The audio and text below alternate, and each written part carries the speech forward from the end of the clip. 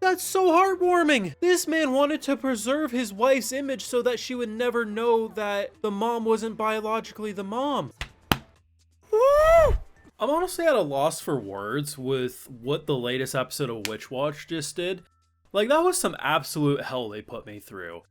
They kickstart the episode off. Most of the episode, over half of it, was dedicated to the most heartwarming, heartbreaking, loving family gesture, and it's just it's so sad because they bait you in, making you think the dad was removing a letter because the wife, the mom, is dead, probably revealing that either A, this is who your real dad is, or he's not biologically, your father, which I could understand why. I was ready to defend the guy and why he did it. Maybe you could argue, should he have done it? Whatever. But I'd understand, right? You don't want, because especially given how so many different people handle grief, being told that one of your parents isn't biologically one of your parents, some people would respond negatively and start treating that parent differently. But the fact that they do the shoe drop moment where it turns out, no, she misheard. It's not that all this time she knew that her dad wasn't really her dad, but still loved him just the same. In fact, she misunderstood that it's her mom. Her mom wasn't biologically her mom. The fact that they go so...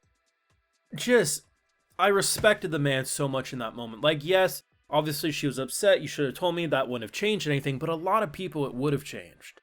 The fact that he didn't want his wife, the mother to his kid, because it didn't matter, blood didn't mean shit, and he didn't want... I was like, oh my goodness. Like, it almost brings a tear to your eye. Like, that's how deeply emotional it was. And I'm thinking to myself, man, with how dumb as hell last episode was. We literally had a children's program that dealt with adultery and BDSM. People didn't believe me last week who don't watch this show that that was pulled from a children's program, and lo and behold, it was. Could you imagine if that episode was combined with the first half of this? That would have been too insane. And what do? They don't just pull the rug from under my feet, they grab a goddamn sledgehammer and Looney Tunes bonk me in the head. Because then they show the dumbest shit possible. I can't even properly say what I want to say about the designs of those characters and what they remind me of. I don't think the internet's a little too sensitive for the jokes I want to make towards them. But the design of them, the way they talked, the way they interacted, and just how goddamn brain dead they looked. And I'm like, you can't show the viewer complete heartbreak and heartwarming and loving, heart-wrenching dynamics with a family to then say, hey everyone, how's it going? It's like, what the this dude wanted a spell to be able to talk to a girl, and I'm thinking the girl is going to be hot as shit. He has no shot in hell, but somehow his confidence will do it, and she looks identical to him. As far as I know, they're cousins from Alabama. Their father is their brother. I don't even know how it works, but it just does. And honestly, I'm glad they didn't make it like an overly long part in the episode. I think the amount of time they had for it was like appropriate. The fact that he comes over after talking with this woman for like 30 seconds, this is my girlfriend. I've never felt a spark like this before. Anyway, you guys can go to the movies. I've seen some special characters, and they are among the specialists. But I gotta admit, the whole date, which I guess it technically was, but at the same time, her being like, oh my god, he asked me to go to the movies. It's like, yeah, the other two said they didn't want to go. You're immediately the obvious second choice.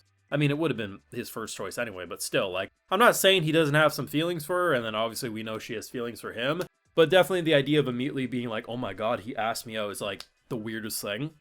So they do this thing that's really nice, and I think it's probably my favorite moment that they've done for Moy to date. So he has trouble expressing his emotions, right? Like, at face value, people look at him and say, oh, he's either mad or just is showing no emotions. And for him, it's a struggle, right?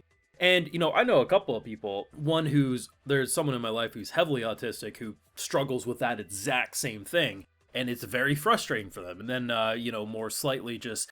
They haven't been diagnosed, but they think they might have been. Same thing with, like, because it is a heavy trait among people like that, where expressing things can be very hard and feeling misunderstood. So the idea that she puts, like... Now, obviously, I think the spell was supposed to work as, like, his face would actually respond. But the idea that you get this little Moy doll who sits on his head and acts exactly as it is. And at no point is he frustrated, like, and embarrassed. He's like, hey, can you see my emotions? And she's like, yep, it's grinning ear to ear. He's like, excellent. No reaction here, but he has giant grin on his little form. It's just so cute because that's a side that she normally can't see of him. But then by the end of it, it's not like the moral of the story is that, like, oh, you know, you need like a mirror inside their mind or whatever to be able to understand. No, people who struggle to show emotions, you see different things. Like the fact that when a kid trips and his popcorn's going everywhere, he rushes like Sonic the Hedgehog, collects it, and does it. Does his face look like super happy or like I'm a hero? No. But those actions show you that even if their face may not mirror the action in question, you still know how they're feeling in a way. And while yes, it's a struggle for her to properly know all the time, I love that the moral of that story and that message wasn't we need some magical spell in order to understand people who struggle showing their faces, but rather we can learn different ways to interpret things that maybe, you know, you don't have to do for your dad or your whatever, right? Super strong messaging.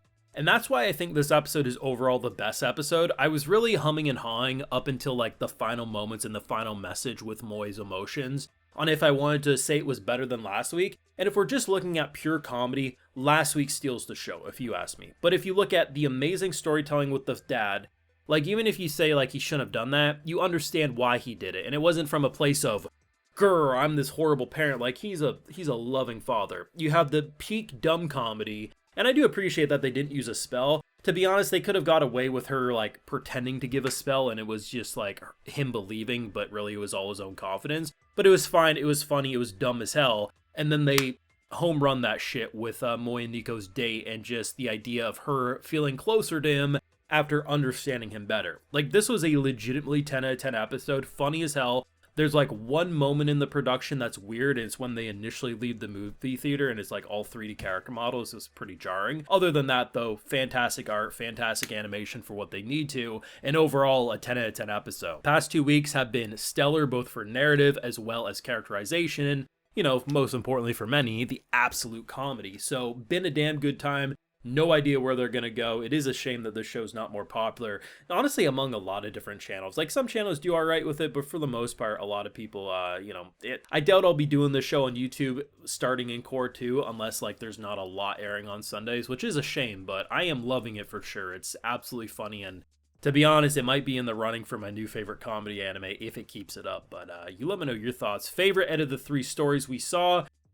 The dad one was my favorite personally, but Moi's stuff was actually a very close second, surprisingly, by the end. But you let me know what you're feeling. Leave a like if you enjoyed, subscribe if you're new around here. Of course, ring that bell so you can notify when I upload more Witch Watch. We also have the Patreon where we got the full live reactions over there exclusively, and hey, while you're over there, I'll just give you a video shout out. Alright, so today we got Adrianic Ravenheart. SLF needs more love. I agree. Hyper, Nana, Brandon, James Villers, Zeke Lou, and we also have Durfee McBobs. I appreciate the support, everyone. Please take care, and y'all have a good one.